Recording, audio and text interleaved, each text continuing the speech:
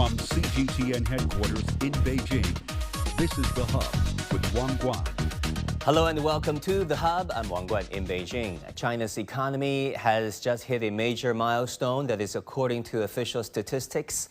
On January the 19th, the National Bureau of Statistics of China announced that in 2025, China's GDP surpassed 114 trillion yuan, that is over 20 trillion US dollars, growing 5% year-on-year in real terms. It is the first time the economy of China has crossed this threshold. With this performance, the 14th five-year plan officially wraps up. So how was this growth achieved? What hurdles had to be overcome? And what does this milestone mean for China's long-term trajectory as China steps into its 15th five-year plan?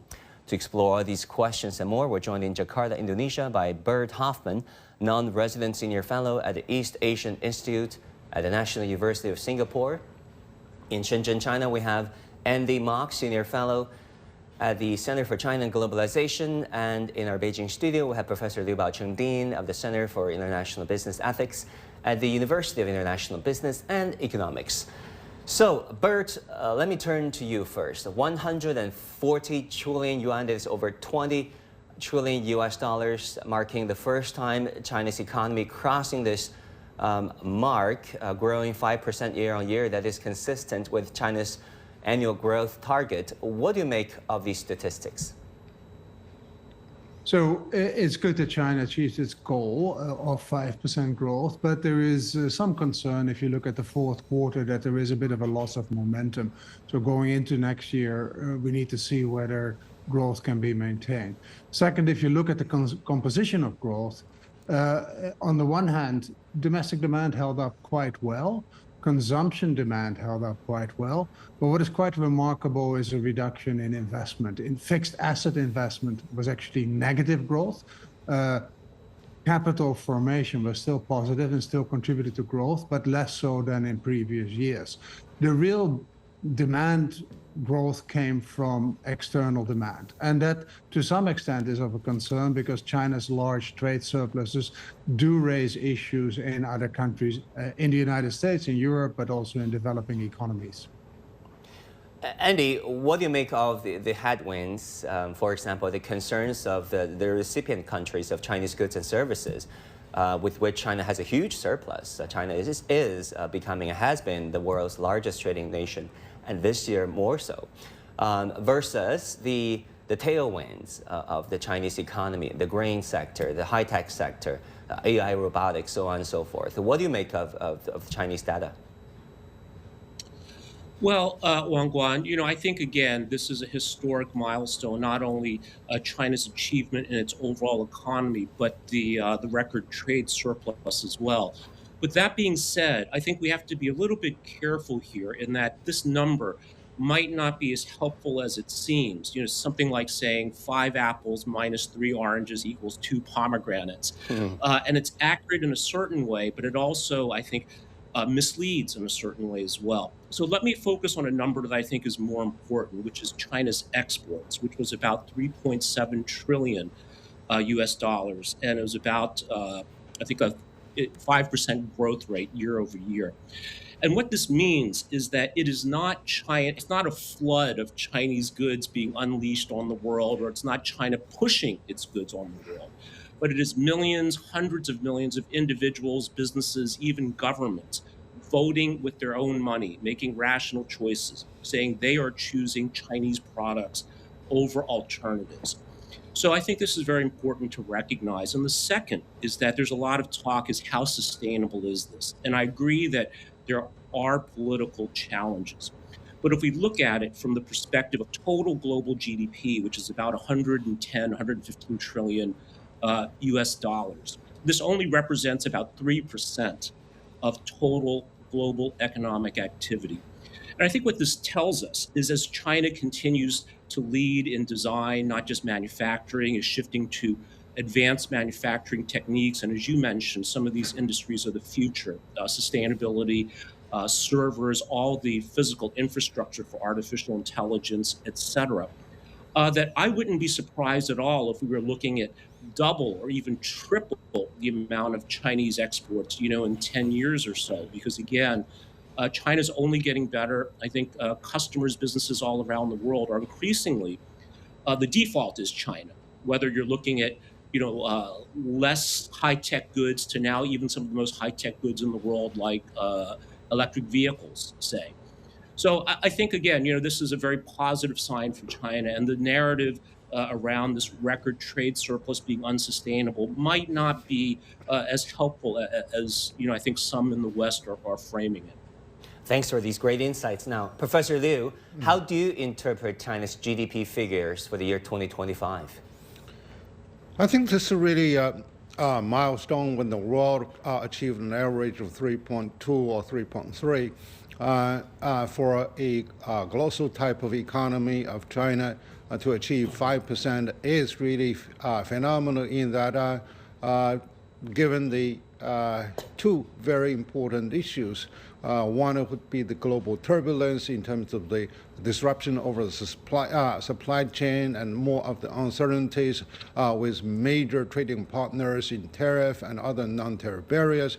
And domestically, we are also experiencing rapid transformation in our industrial structure, and some of the resistance are still there because of the past dependence or some sort of different ideas, but we managed that. And now the consumption is rapidly recovering, and even though we are facing some of the headwinds domestically in terms of the real estate sector, the local debt issues, we did really achieve quite a great deal through. One would be the innovation-driven economy. It's not only the skill, but rather also the technology intensity that is there to translate from concept more into industrial might.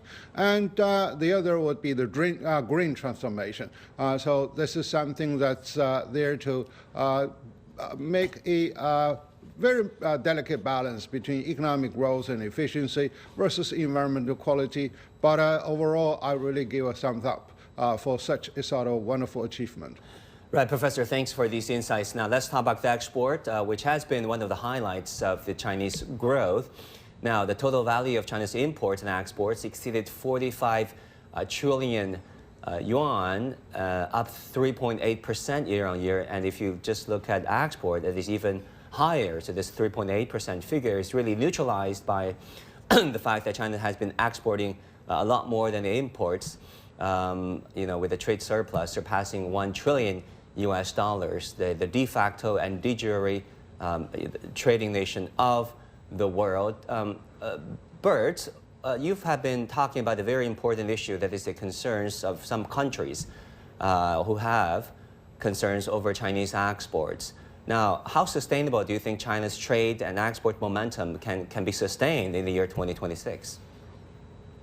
Well, let me be very clear. As an economist, you would say, look, surpluses or deficits, they really are dependent on national savings and investment imbalances. And so China saves more than it invests, and therefore it has an export surplus, and the rest of the world benefits from that. In a perfect world, there is no issue. But in a political world, there are issues because surpluses or deficits, politicians see lost jobs and they see lost opportunities for manufacturing and industrial development. So that's a developing country concerns. In some of the West, and particularly in Europe, they see national security concerns because a lost industry means that you can no longer build the stuff that you need to defend yourself. So those are the political concerns that are currently playing. From an economic point of view, I believe that China's current surpluses are the result of really long-term thinking and industrial policy that started in the mid-2000s that are now that China is now reaping the benefits of. Well, let me add something to that Go point. ahead, Professor Liu. I think the aggressive Chinese export is not really artificial deliberation, but rather it's really the operation of the market mechanism around the globe. And, people are talking about only on statistical figures, whether the trade balance or not, but rather if you look at the two directions China has been exporting, one would be for those global South countries. Actually, we are not really exporting more of the consumer goods, but we're exporting increasingly those machineries and solar panels, etc. That actually is there to help them to build the foundation of their industrial capacity instead of killing their own industry, because some of the countries, they don't have that type of industries. The other would be, going to Europe, for example. We are really providing strategic raw materials and the components that really also is there to help them to build their own the industrial capacity on an upper level, and so that that's there to contribute to the stability of the global supply chain. So do not simply just look at those, the imbalance in terms of figures. Yes, China does really want to, enlarge its imports, and we have already alleviated a number of tariff barriers with so many other countries. For a particular example is that last year we totally offered the zero-free tariff for 53 countries in Africa. So this is something that China has been doing. Well, Bert, don't you think, Professor Liu has a point whereby we have been seeing diverging attitudes towards Chinese exports? ASEAN, where you are right now, Jakarta, the seat of ASEAN, seems to be more welcoming of Chinese exports, whereas in the US-led Western world, the attitudes are very different. So I think it's a very good point. And one of the benefits of China's continued rise in the world stage is that China is now a major investor in the country I live in Indonesia, but all around Southeast Asia. China's become an important investor, and not just in infrastructure, but also in manufacturing. So that's entirely welcome. I mentioned the other issues. The issues are also raised with China's domestic policies that have a tendency to create a lot of capacity and then enormous competition. And if there is not sufficient domestic demand, that spills over on world markets. China has a very effective industrial policy, but it's also quite a large industrial policy. The IMF has estimated that about 5% of GDP is invested every year in industrial policy. The question is whether that is compatible with WTO standards. And look, the WTO is not functioning at the moment, so it's hard to find out. But those are the concerns that other countries are raising. And I think that those can be discussed. Right. Andy, let me turn to Andy. Yeah, you have anything to add? Well, I was just going to say, I definitely do not dismiss these economic perspectives, but I think it really is important to emphasize that it's not really Chinese subsidies or long-term planning that is the main reason why China's running the surplus and why exports have grown so much. They certainly help. But again, we have to remember these are individuals, families, companies, and even governments, I think as Professor Liu said, that are buying not just end products, but components from China. So we could have the best policies in the world, enormous subsidies, but if the actual producers and business people cannot produce cost-competitive, high-quality, well-designed products delivered on time and on spec, none of this will matter. So I think this is very important to point out that this, I think is a very, very important reason. And the political response around the world is maladaptive, meaning we look at, governments are there to serve the interest of their citizens. And many countries, the United States in particular, is facing inflation, crises. And, what is the right solution? It is cost-effective, high-quality goods from China. And the proper political response, I would say, the rational political response, is not to try to stop this, but have the right policies to shift labor, to address your national security needs in other ways. That I think this is, kind of, I hate to put it this way, but somewhat a simple-minded and very ineffective response to economic reality. Yeah, I want to move on to one thing that is really the hallmark of the Chinese growth recently, new productive forces. That has been central to China's economic planning and the Chinese agenda. If you look at the 15th five-year plan, which couldn't emphasize enough the importance of biochemistry, AI, robotics, the high-tech industries, green growth, so on and so forth. So how do you think China has fared when it comes to the new quality productive forces, Professor Liu? Well, I think under the general framework of high quality growth, the new productive forces has been gaining quite a momentum. It's not really something that we can really brag about from the lab work, but rather to translate those high technologies into practical industrial spectrum. This is something that's highly commendable. The output can be, those e-vehicles, new energy batteries, and drones, etc. So it's really the scale combined with efficiency supported by innovation that makes China extremely competitive. We already see that so many households have really benefit a great deal, but more importantly, it is really the industrial world that's there to benefit far more with the government policy to support the trade-in program of major companies. And now there are so many factories that you do not really see any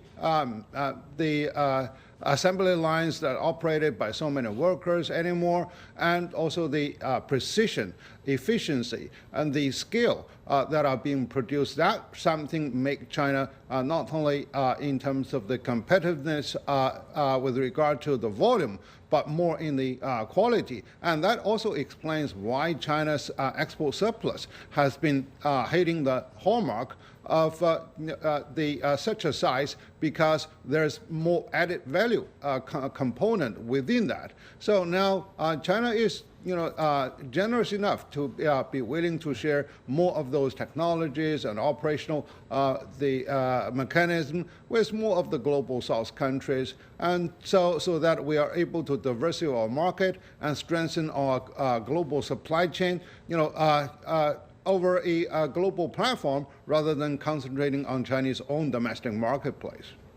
Bert, there has always been this concern about consumption, household consumption, dragging the growth of the Chinese economy. The Chinese are saving way more than they consume. Although at the end of the year data showing that the Chinese household consumption holds up somewhat, do you think these headwinds can be somewhat neutralized by the high-quality productive forces, for example, the application of AI across sectors, something that China boasts? So, look, I think over time, China's changing growth model will help, but a lot needs to be done. If you think about the past, China's growth model has been very capital intensive, a lot of investment that made China catch up very, very quickly. That also means that basically in the distribution, you need to pay a lot for capital, and therefore the household share in the economy is not as big as you want it to be. Now, with new quality productive forces, with high quality growth, you will see a reduction of the share of capital in growth. And last year was actually the first year where you saw total factor productivity increase. The question is, how do these benefits, these productivity increase benefits, how are they going to be distributed, and how will they come to the household so that their share in the economy will increase, and that will drive consumption, which is a much more stable base than, say, exports or even investment as a basis for demand. So that's a big question. And policies such as expanding the social safety net, providing more public services, expanding public infrastructure, and then how the services sector is going to be developed are all critical questions that are going to be addressed in the 15th five-year plan. Andy, what do you think? I mean, the real estate sector has been steadily declining since 2021.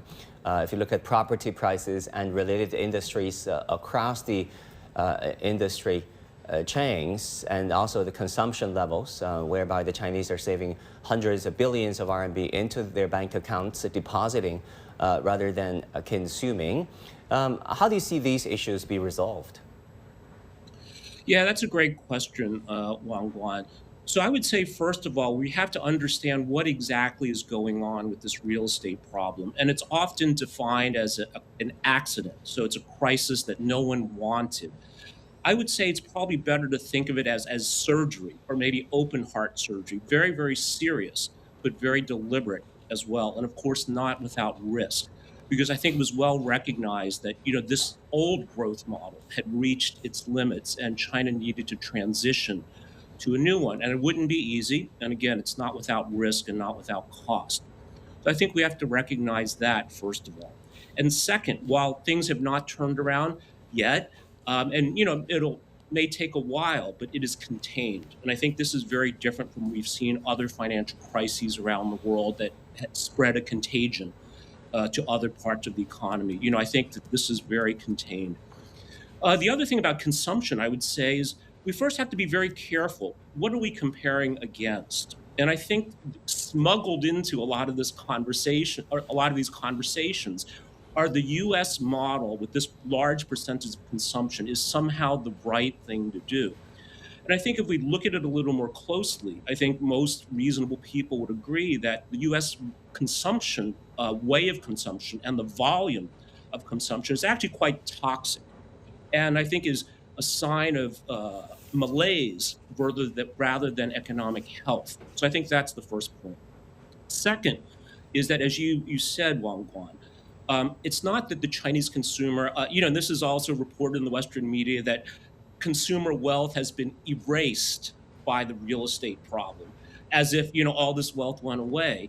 But the reality is that, as you mentioned, Chinese households are sitting on something like 22 trillion US dollars, in household savings that they could spend, but are not spending. So this is a fortress of cash. And whether, they should go out and spend a lot more, I think is hard to say. But I think what is true is that consumer sentiment in China today absolutely is very cautious. But at the same time, you do see, if you go around the malls, certain places, business is booming. Restaurants, you have to wait an hour plus to get a table, and obviously some are struggling. So the market opportunities there, consumers have the spending power. And I would not say that, it's really the situation is as dire as many people seem to believe. And I would also say, to end, Wang Guan, is that I'm not really sure that increasing consumption materially is really such a good thing. And I don't think this is what the government is looking to accomplish, frankly. Right, good points. Now, expanding domestic demand and building a strong domestic market remain two very important strategic priorities. So, Professor Liu, which institutional reforms or improvements to the market environment do you think are critical to unlock consumption and investment potential, especially from the private sector? Well, I think the continued support of the private sector by paving the level playing field between different market players, for example, the private companies, state-owned ones, and foreign invested ones, would be something continually important in bringing about the cost-effective supply. And the second would be to streamline some of the institutional hurdles, particularly those, the barriers across different regions between urban area versus the rural area. So that can also reduce the cost, not only in monetary terms, but also in time-wise, in terms of uncertainty. And the other is that to provide stable employment as the predictions for most of the workforce, but particularly for the younger generation, is something that can really strengthen their confidence for the household spending. Can I interrupt here, Professor Liu, because youth unemployment is a huge issue, or youth employment. Let's be more optimistic here. We have friends, I have young friends around me, millennials, Gen Z, they're trying very hard. Some of them are scrambling to find a job, let's face it. So in light of China's changing economic landscape, what will the future of work look like, and where can be areas of opportunity for these young peoples, job seekers, fresh out of college or vocational schools going forward? I think the entrepreneurship would be something that's continue to provide a large window of opportunity for those people, but they must be prepared not only by themselves, but we also need to reform our educational system so that they get more catered, not only with the update in knowledge, but rather more of the hands-on experience dealing with the complexity of the world, but with a great promise for transformation.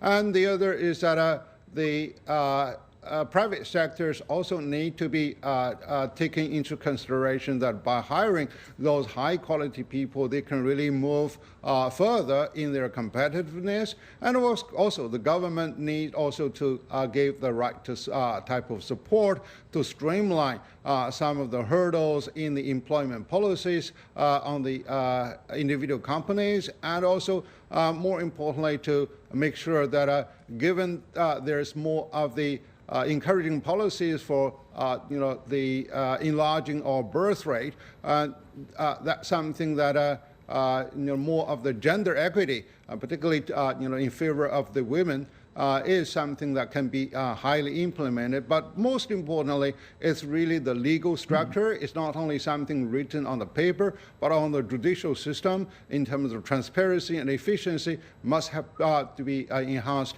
to give people the right confidence and predictable picture that they will move forward to.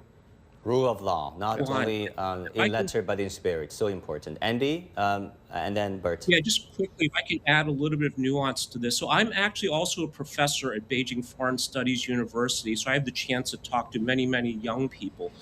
And I would say that there is an employment problem among young people in China today. But I wouldn't necessarily say it's that they cannot find work. They cannot find work that they want. And when I compare that to my generation, so the post-60s, many people had to take whatever work they could get for physical survival. Many young people today are looking for jobs that they find fulfilling, they find meaningful, good promotion prospects, etc. And there's a silver lining here in that they actually, many of them, not all of them, of course, but I think many of them can afford not to work and wait for that ideal job. Now, whether that's a good thing or not, I think we can debate. But I think it also, in a sense, shows China's development, that we do have a significant number of young people who can afford not to work or not to be fully employed until they find the right opportunity. So I think that nuance is important as well. All righty, we have about 1 minute and 30 seconds left. Bert, your take on China's employment future, your advice. So, I mean, I agree with Andy that a lot of the youth unemployment is a luxury item, if you want it. People have the time to wait until they get the right job. The future of jobs is not going to be in manufacturing. There's still 1/3 of jobs is in manufacturing. It's going to be automated, roboticized, AI-driven. That's not the future. So the future is really services, and putting the policies in place so that the services sector can thrive will be the future for employment and therefore for income and therefore for consumption in China.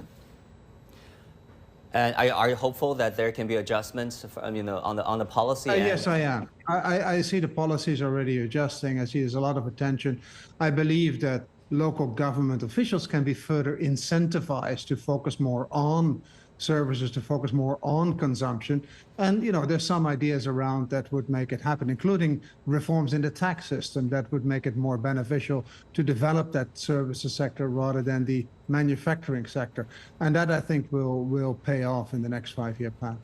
Incentives are so important. Gentlemen, thank you so much for your insights. We learned a lot. And that will do it for this edition of The Hub on CGTN. Thank you for tuning in. Our news coverage continues. Bye and take care.